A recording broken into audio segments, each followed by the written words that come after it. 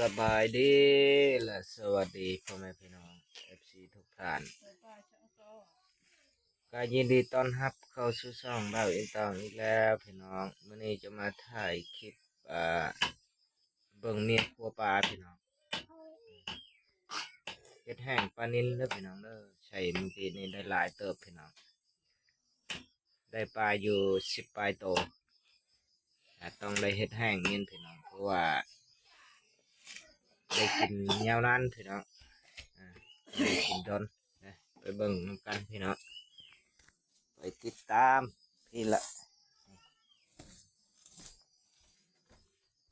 ปลานิลตัวใหญ่ๆพี่น้องนี่ต้องได้เห็ดแห้งเพราะว่าถ้าเอาเบิดแห้งมันจะกินบ่ได้ดนพี่น้องมันเน่าข้างเมียนก็บ่ได้ใส่น้ำก้อนมันก็กินบ่แซ่บพี่น้องนี่แหละเราต้องได้เห็ดแห้งเมียนวันนี้จะเห็ดลาบพี่น้องตัวนี้เห็ดลาบกินนี่ตัวใหญ่ๆ2-3ตัวพี่น้องหลายอยู่เด้อปลาเด้ออยู่ทงยางเลยก็ยังพี่น้องยังตัวนี้ต้องได้เห็ดแห้งเมียเป็นผู้กลัวพี่น้องผัวเป็นผู้หาอันนี้แหละมันจังว่าพร้อมเพรียงกันพี่น้องถ้าทั้งหาทั้งครัวนี่ก็บ่ไหวเลยพี่น้องมันต้องมีผู้หามันต้องมีผู้เฮ็ดมันจึงเป็นไปได้พี่น้องถ้าว่าหาพร้อมเฮ็ดพร้อมโยมันก็เป็นไปบ่ได้เลยพี่น้องมันก็เมื่อยแล้วเนาะผู้หานี่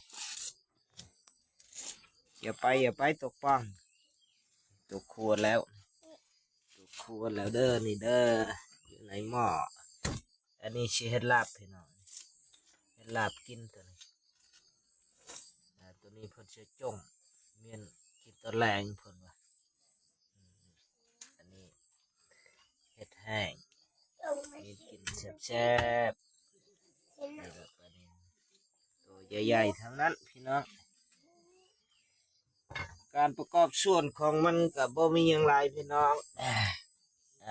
ในการเฮ็ดแห้งปลาก็ง่ายๆอยู่ได้พี่น้องนี่หัวไชไข่พี่น้องตำใส่ผักเทียมใส่ผักเทียมแล้วก็แป้งนัวเกลือใส่มันจะหอมพี่น้องเวลามันแห้งมาแล้วหอมตัวกินก็คักได้พี่น้องเลยตัวเฮ็ดแห้งแล้วก็มีนี่อยู่หิ้งข่าย่างอยู่พี่น้องนี่เบิ่งเอาแต่ว่ามันอยากดำเพราะว่าย่างไฟเด้อพี่น้องเด้อย่างไฟมันจะด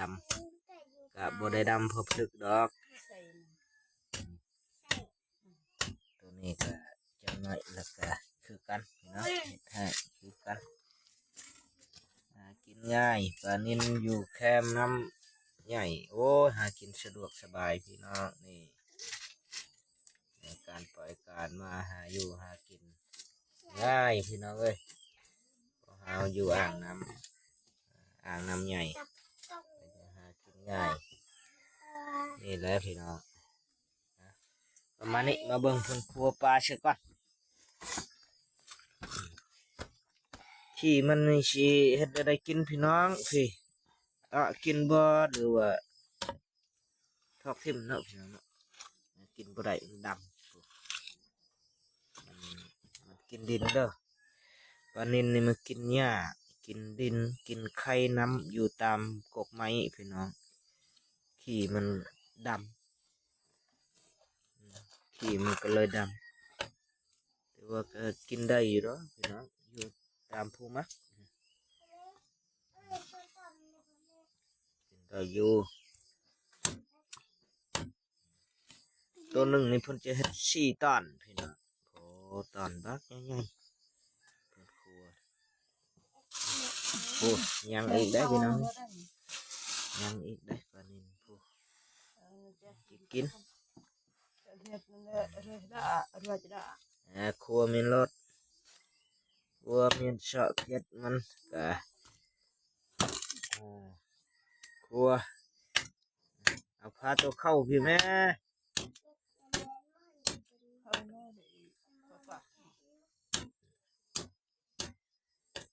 เสาะเก็ดมันออกเลิกหนังมันออกเลยค่ะซอยบาทนี่ซอยมาแล้วก็จะพักปรับแป๊บหนึ่งพี่น้องมาของอีพัน การประกอบเห็ดลาบแบบง่ายๆก็ได้มียุ่งยากพี่น้องเลยเรื่องเห็ดลาบ เฮ็ดลับ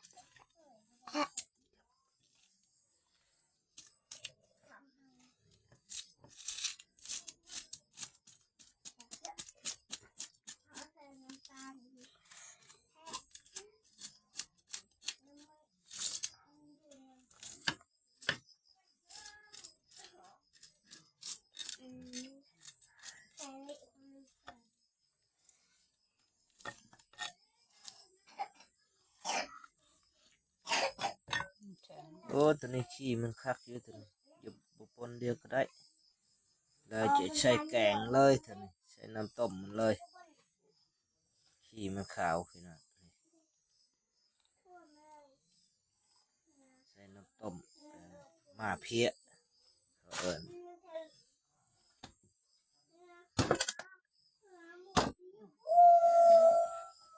แต่โตใหญ่ๆทั้งนั้น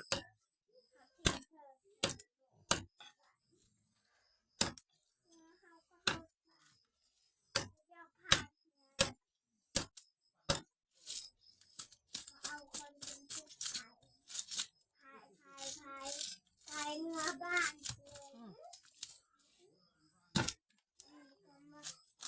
จัดไทยจัดไทย สีมือครัวปลาโดยเฉพาะพี่น้องนี่จ้างมาโดยเฉพาะค่าตัวเพิ่นก็บ่แพงเลยพี่น้องล้านกีบซื้อมาแต่นาวางพุ่นเด้อพี่น้องเด้อบ่แม่นเอาแถวนี้เด้อซื้อมาแต่นาวางพุ่นเด้อสีมือครัวปลา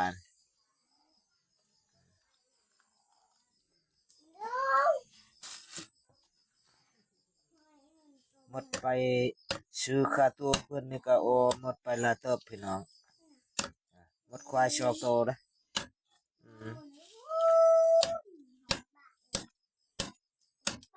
หมดควายชอกโตซื้อมาเพื่อให้เพิ่นครัวปลาให้กินนี่แหละโอ้โหหมดทุนหลายเติบพี่น้องเลยบ่ได้แม่นของเล่นๆเด้อ